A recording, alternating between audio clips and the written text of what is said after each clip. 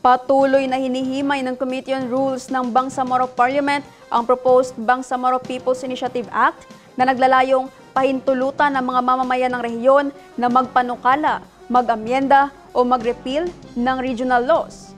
Narito ang report. Sa ikalawang araw ng 3-day roundtable discussion, patuloy na hinihimay ng Committee on Rules ng BTA Parliament ang proposed Bangsamoro People's Initiative Act. Layunin ng panukalang batas na pahintulutan ng mga mamamayan ng rehiyon na magpanukala, mag-amyenda o mag-repeal ng regional laws. Pinangunahan ng newly elected floor leader John Anthony Jetlim ang deliberasyon ng proposed measure.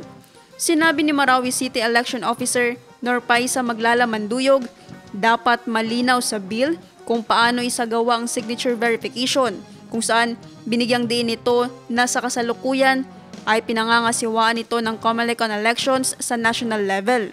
Nais din ng mga dumalo sa pulong na magkaroon ng malinaw na plebiscite timelines at facilitation duties sa legal division ng Parliament upang maiwasan umano ang conflicts of interest.